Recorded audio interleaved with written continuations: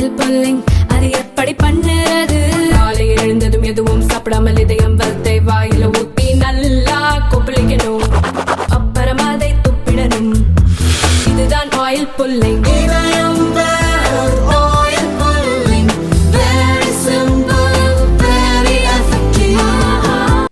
Good evening, ladies and gentlemen. Thank you for joining us for this press briefing on Prime Minister's visit to the United States. We have with us Foreign Secretary Shri Vikram Misri to brief us on this Prime Minister's visit. We are also joined by Ambassador of India to the United States, Shri Vinay Quatra, as also by Shri Nagaraj Naidu, Additional Secretary in the Ministry of External Affairs. With that, I invite Foreign Secretary to begin his opening remarks. So, over to you. Thank you, Randir. Good evening, all, and thank you for waiting. I know it is past the appointed time, but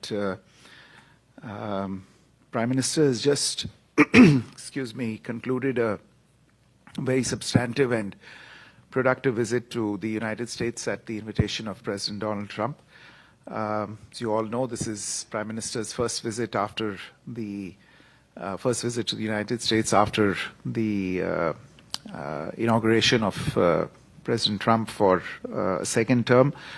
And as I had mentioned earlier as well, the fact that this visit is taking place within just 3 weeks and a bit of the inauguration is a signal of the priority that both leaders attach to the India-US relationship. Prime Minister arrived in Washington, D.C. yesterday evening. He was hosted at Blair House, and he had a number of engagements. On arrival yesterday, the newly confirmed Director of National Intelligence, Ms. Tulsi Gabbard, paid a call on the Prime Minister. This morning, the Prime Minister received Mr. Elon Musk and Mr. Vivek Ramaswamy as well. The discussions at the White House began this afternoon and went on for nearly 4 hours, comprising discussions in a restricted format, in the press conference, and an extended discussion over dinner with larger delegations. The discussions covered a lot of ground. The entire gamut of the relationship, ranging from strategic and security cooperation, defense, trade and economic engagement, technology, energy security and people-to-people linkages, as well as regional and global issues of concern were dealt with. There is a joint statement that has been issued. I think it's not yet available online, so let me take you through some of the key aspects of the joint statement, but I would urge you to go through the joint statement in some detail because it's a really rich and substantive statement and lays down the blueprint for the near and medium-term future of the India-US relationship. The two leaders jointly launched the US-India Compact for the 21st century. This compact stands for catalyzing opportunities in military partnership, accelerated commerce and technology. In the area of trade and investment, for instance, the leaders launched Mission 500, aiming to more than double total two-way trade to $500 billion by 2030.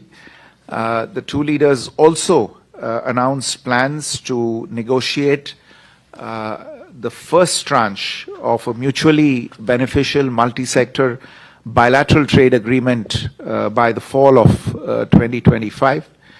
towards advancing this process, and this issue did figure in some detail in the discussions as well. Both countries will take an integrated approach to strengthen bilateral trade across the goods and services sector. This will include themes such as increasing market access, reducing tariff and non-tariff barriers, and deepening supply chain integration between the two countries. There is also a renewed commitment to making greenfield investments in high-value industries in each other's countries, and you will see in the joint statement references to investments in excess of $7 billion made by Indian companies such as Novelis, Jindal Steelworks, Jubilant, and Epsilon. Defense, as was pointed out by both leaders, remains a very important area of cooperation in the strategic partnership between the two countries. The leaders announced plans to finalize a new 10-year framework for the US-India major defense partnership in the 21st century. This is a framework that will run from 2025 to 2035 and is expected to be finalized later this year. They also agreed to move forward on ongoing defense procurement negotiations for a number of platforms, including land and air systems, as well as co-production agreements. There was also agreement to initiate discussions on the reciprocal defense procurement agreement. One of the striking aspects of the joint statement in this regard is a process that the United States will begin, whereby it will review its arms transfer regulations, including the international traffic in arms regulations, in order to streamline defense trade, technology exchange, and maintenance, spare supplies, and in-country repair and overhaul of US-provided defense systems.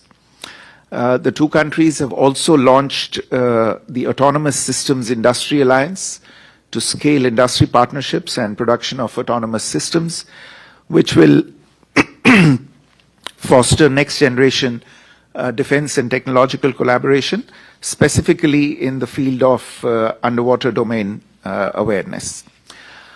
You're also aware that for the last several years, technology has become a motive of the India-US partnership, and the two leaders in this latest round of discussions committed to taking forward cooperation in critical and emerging technologies by launching the US-India Trust Initiative. The Trust Initiative stands for Transforming the Relationship Utilizing Strategic Technology. This initiative will catalyze collaboration among governments, academia, and the private sector to drive innovation in defense, artificial intelligence, semiconductors, quantum computing, biotechnology, energy, and space. Artificial intelligence is on everybody's mind. We just had the AI Action Summit in Paris, which the Prime Minister had co-chaired. And in today's discussions, the leaders committed to bring Indian and US private industry together and conclude a US-India roadmap on accelerating AI infrastructure by the end of the year.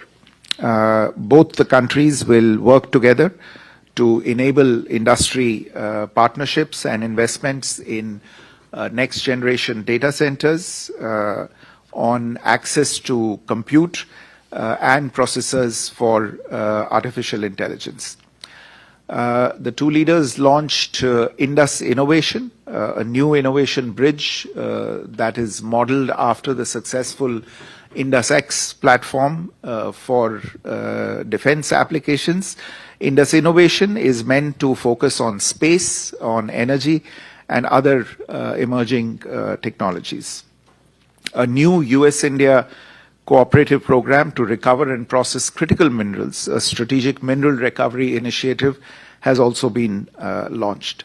Under the Trust Initiative, incidentally, the two sides will also address export controls, enhance high technology commerce, and reduce barriers to technology transfer between the two countries. In the energy area, this is a subject that has remained in focus in the bilateral relationship in the recent years. India is a significant buyer of US energy, and today's discussions covered a lot of ground on this particular subject. In order to ensure energy security, the two countries agreed to work together on the production of hydrocarbons and for commerce in hydrocarbons to support global energy price stability and secure affordable energy access.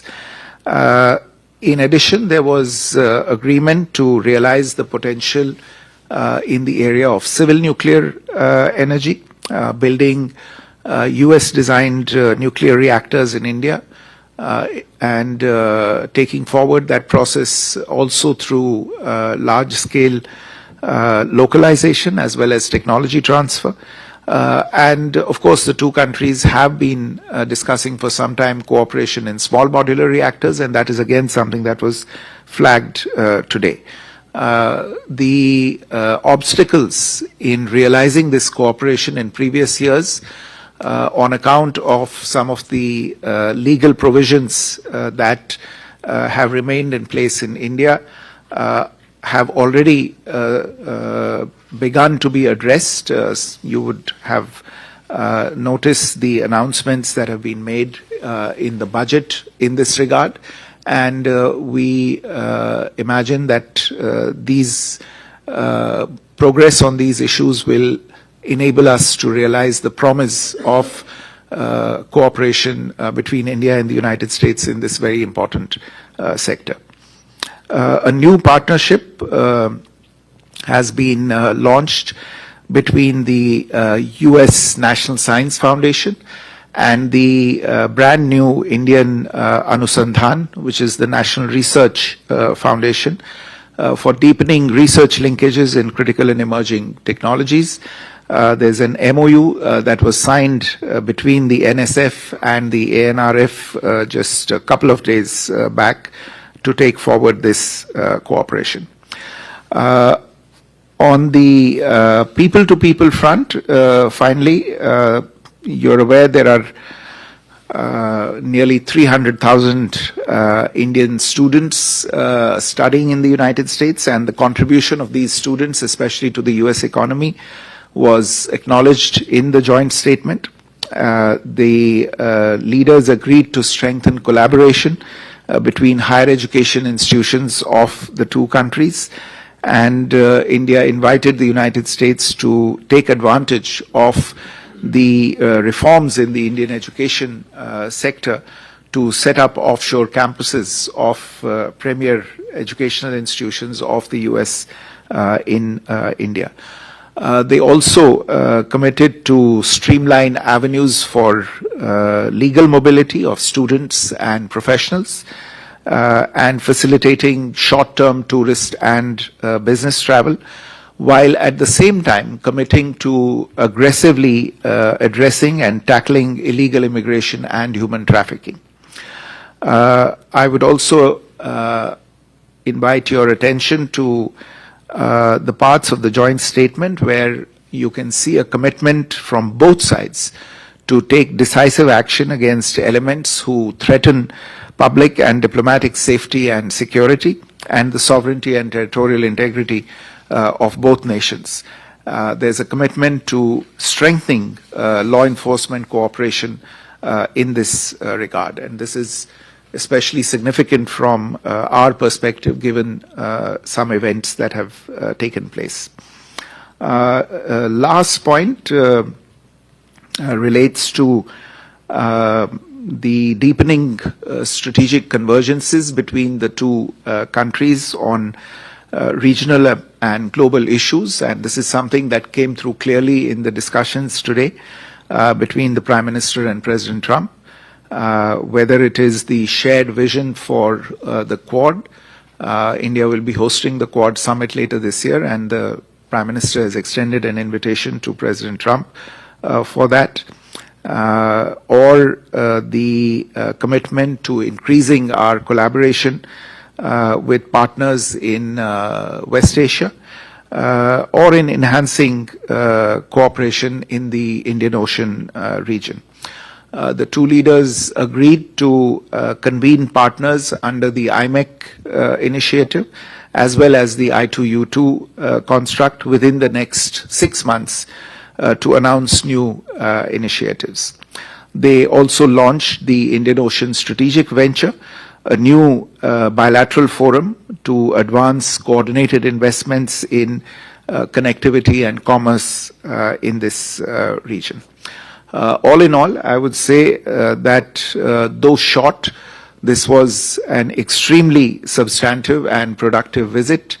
It allowed two leaders who know each other well, who are comfortable with each other, to renew their contacts from President Trump's first term, and to commit themselves to greater things in the relationship.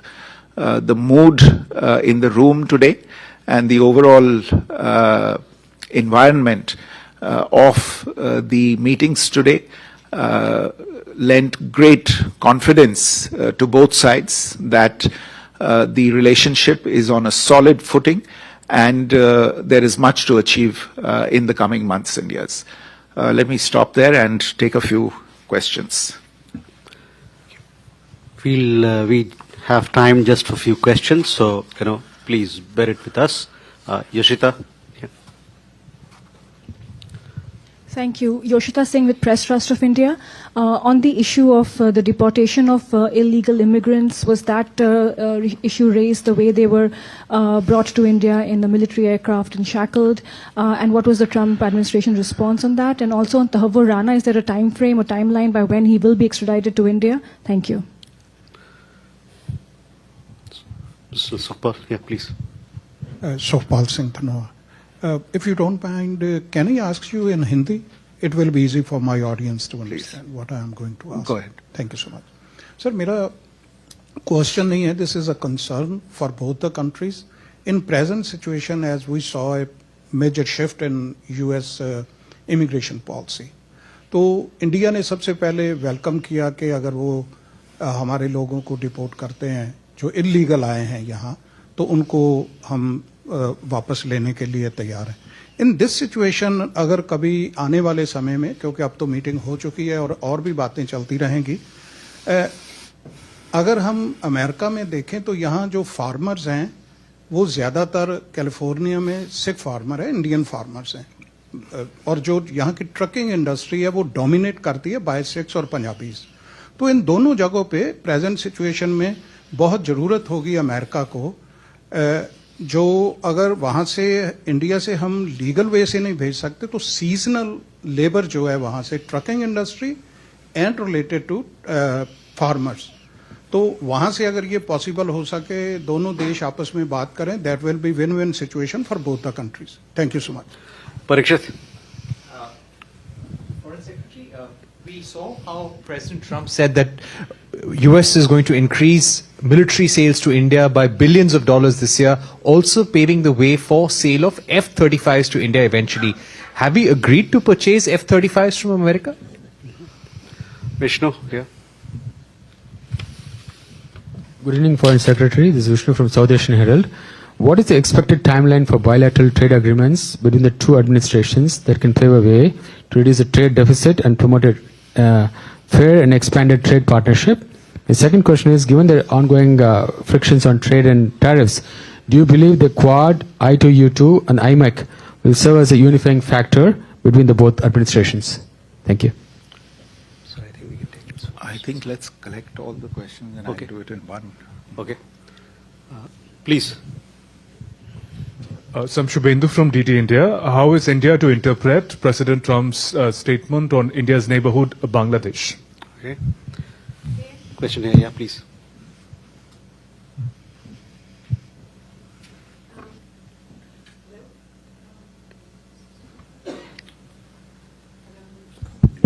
Yeah. Well, my question. Just hang on. Yeah. Can you repeat your Bangladesh question? So how is India to interpret President Trump's statement on the situation in Bangladesh? He said that I leave it to the Prime Minister. How is India going to respond to President Trump's proposal that he could mediate between India and China over territorial disputes and skirmishes? Sriram. President Trump spoke about reciprocal tariffs at the press conference. Is it your understanding that these will be on hold until the trade deal with the U.S. is negotiated? That's question one. And secondly, he mentioned reducing the deficit through energy purchases. Is India treating this taking this literally, or as an encouragement to purchase more energy from the United States? Thank you. Geeta. President Trump on extradition said that Tahawur Rana will be extradited, but there are more to follow because there are many requests from India. Could you just tell us what are the requests from India? Are there any more names that you've given to the Americans? Manish. Sir मैं मनीष हूँ TV9 Bharatvarsh से president Trump उदाहरण दे रहे थे कि बहुत से जो अमेरिकन प्रोडक्ट है उस पर 30-40% से लेकर 70% तक टैरिफ है उन्होंने अमेरिकन कार का हवाला दिया तो क्या हम भारत की तरफ से इस पर एक कोई जस्टिफिकेशन दिया गया या फिर हम अमेरिका को कोई रियायत देने के लिए जा रहे हैं please Chidu Rajkata, Times of India. FS, can you give us a sense of what you thought of the very discordant note throughout the day President Trump struck on the tariff issue? He mentioned it several times. And also his smackdown on BRICS. So you can take these questions. He also kind of said something to the effect of BRICS is dead or dying.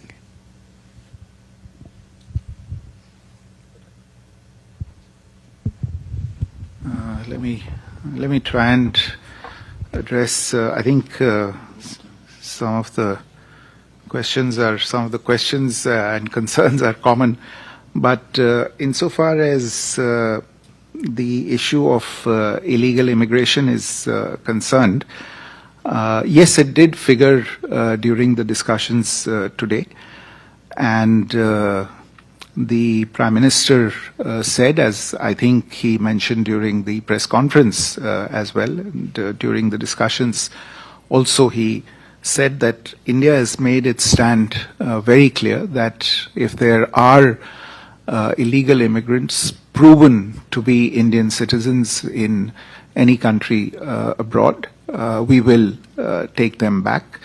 But he did emphasize, and again I think he referred to this in his remarks at the press conference, but even during the discussions, he did emphasize that the return of illegal immigrants is not the end of the story. There is an ecosystem that thrives on this racket and that promotes and enables this racket. And it is the responsibility of both countries to do something about this. And in that, he sought the cooperation of the United States in finding out more details about these rackets and, if need be, through institutional cooperation between the law enforcement authorities and intelligence organizations of the two countries to actually try and do something about these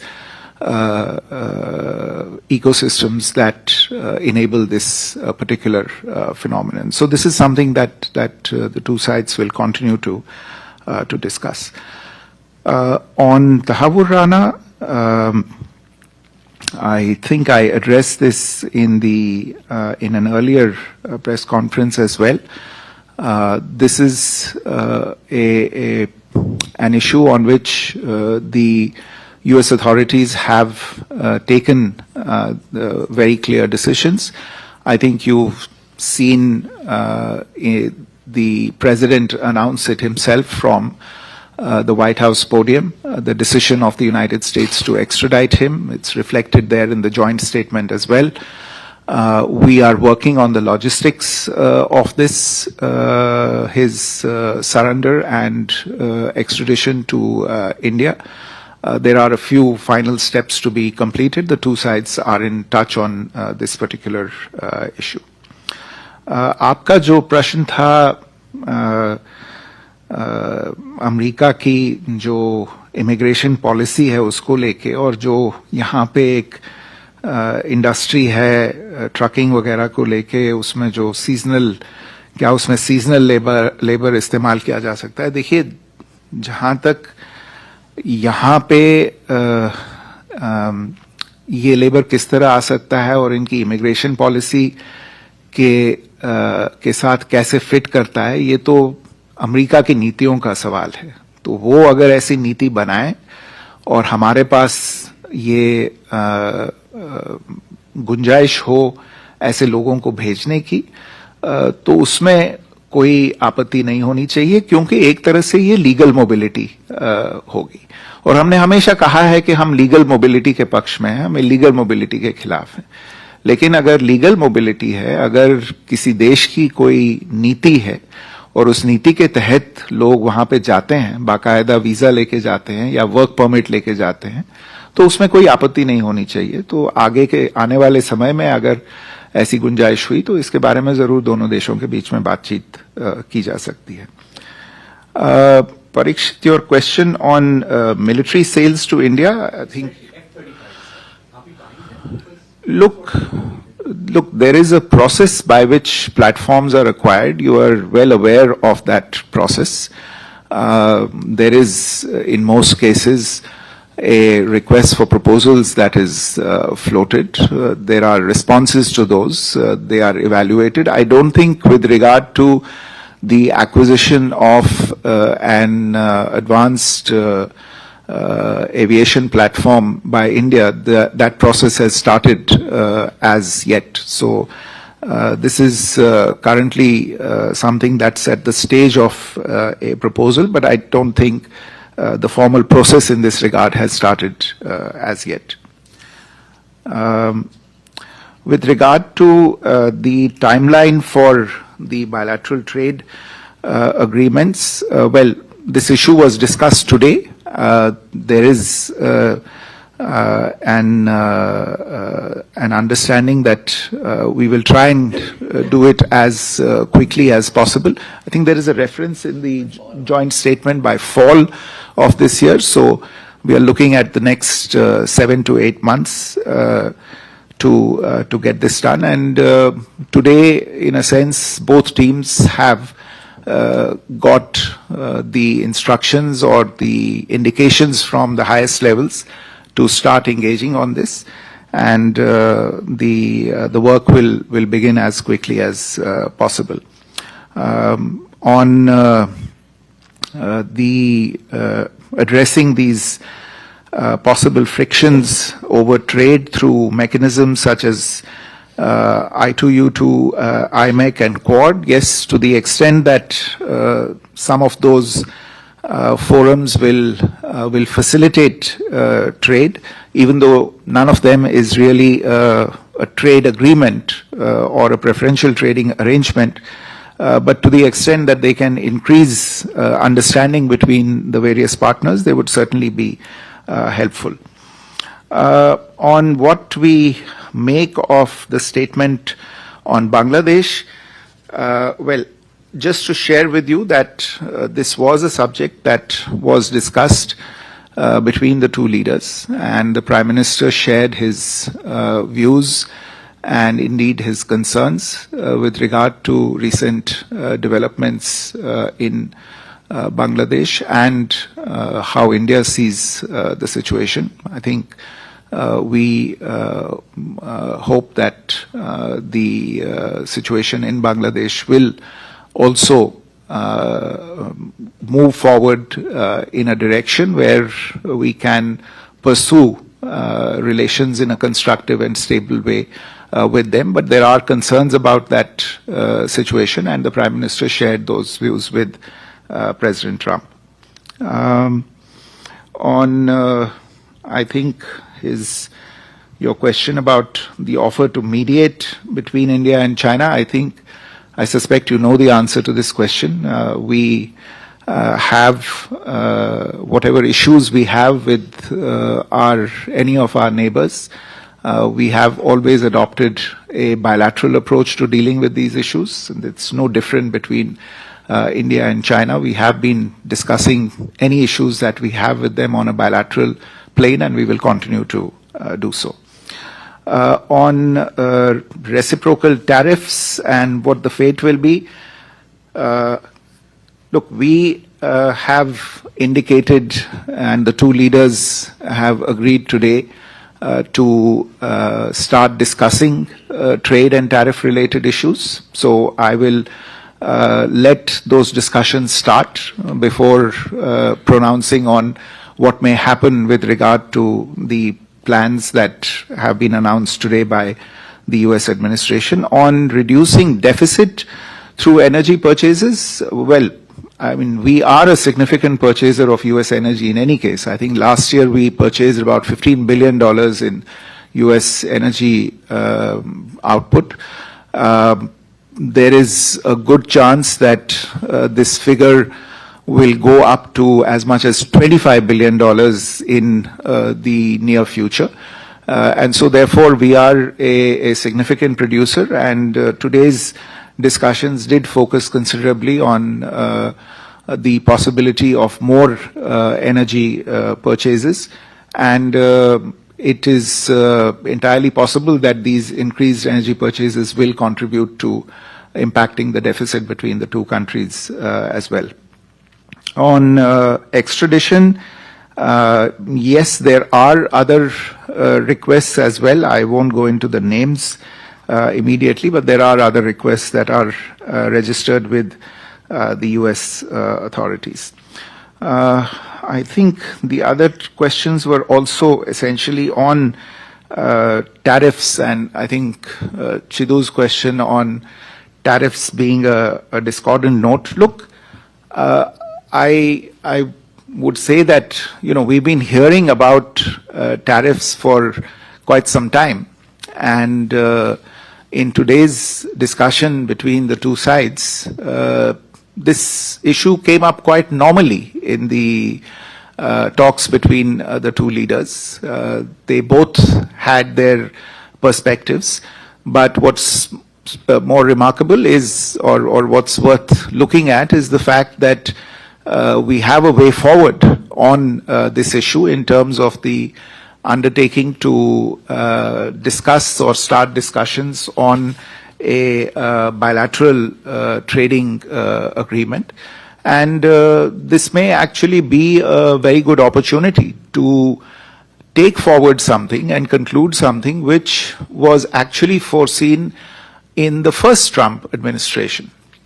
There was, you would recall, a trade deal that was on the anvil at that time. For various reasons, it did not go forward at that time. So therefore, in the current environment, we see these developments as an opportunity to take this issue forward and come to a mutually beneficial understanding about these particular issues. I think that about takes care of all the questions. I literally have a plane to catch, therefore we'll have to run. Please, sorry. I think there's a flight to catch, so we'll close the press conference. Thank you. Thank you very much.